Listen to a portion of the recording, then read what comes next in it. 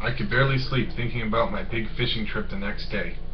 I had been fishing a few times before and I knew there was always a good chance I wasn't going to catch any fish, but my dad assured me we would catch. I had my doubts, but with my dad's promises of trout dinner of a lifetime, I couldn't help but be excited.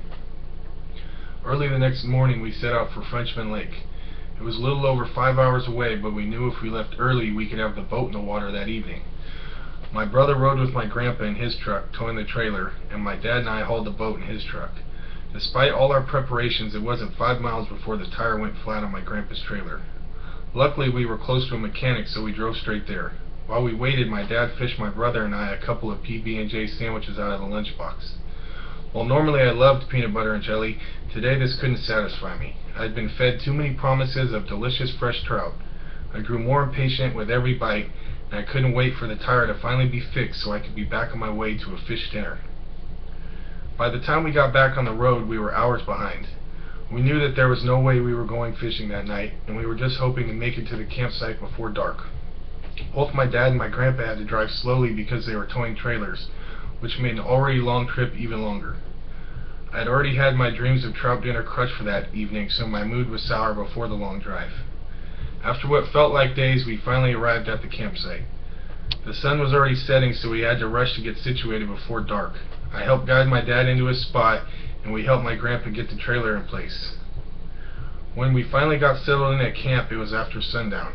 We were all tired after the long journey up, and we were especially hungry. My dad had packed some hot dogs to eat for lunch next day, but we unfortunately were going to make this our dinner. While we roasted our hot dogs over the fire, my grandpa heated up some canned beans in the trailer. We ate our hot dogs and beans that night crowded around the fire. It was near freezing that night, and the hot dogs and canned beans were a long way from the once-in-a-lifetime trout feast I was promised, but we still joked and laughed and ate those beans until late that night. The day hadn't gone as we planned, but we were happy to all be up there together. My dad woke my brother and I up early the next morning. You would have thought we were going ice fishing how cold it was. The trailer felt like a meat locker. The windows were covered in condensation and you could see your breath when you talked. My brother and I climbed in our long johns and sweats and put our boots on and got ready to go out and face the frigid weather. It was very quiet and calm that morning. The water looked like glass as we launched our tiny aluminum boat into the lake. My grandpa pulled the string on the motor a couple of times until it started up, and then pointed us in the direction of a special spot one of his fishing buddies told him about. After about an hour, I began to have my doubts about how special this spot really was. We had been out in the cold at the same spot all morning and hadn't gotten so much as a nibble. I couldn't handle the disappointment of going another night without my precious fish dinner. I was growing wary of waiting, and my grandfather could tell. He reminded me that I had to be patient and that all good things took time. We double-checked that I still had my bait and rehearsed what I would do when I felt a bite. Re-energized, I dropped my bait back in the water and tried my best not to deter any potential suitors. Not long after my grandpa's pep talk, my line started getting some bites. Then my brother caught the first fish. What a relief to finally get one in the boat. After my brother, my dad caught a fish. Then my grandpa, and then I did too. Soon we were catching more fish than we knew what to do with. My grandpa reminded me that being patient pays off, while my dad gloated, "See, I told you we were going to catch fish." We stayed out on the water for hours catching fish. The entire boat was filled with excitement. We had more fish than we needed already, and we were releasing the ones we caught. But we were having so much fun there was no way we were heading back early. Heading back to camp, I felt victorious. After all the work and all the waiting, I had finally caught the fish I came for. We were all on top of the world on the trip back. Everyone had a look of pride in their eyes. They were only small fish we had caught, but looking at the four of us, you'd have thought we had just landed Moby Dick. We weren't ready to sit down for dinner yet, but I knew we were in the home stretch. Cleaning and cooking the fish was the last hurdle before we could eat. I was still riding high off the day's victory and was eager to help out.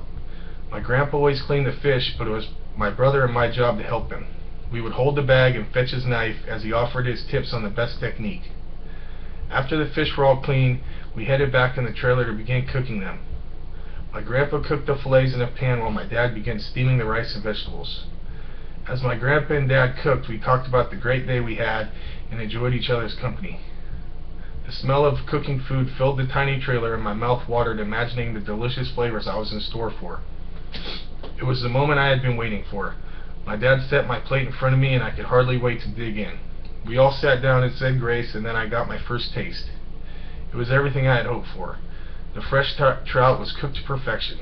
I could taste the hint of lemon in the trout. The rice and vegetables accompanied it perfectly. As I ate my dinner, I thought about all the trouble we had gone through to get here.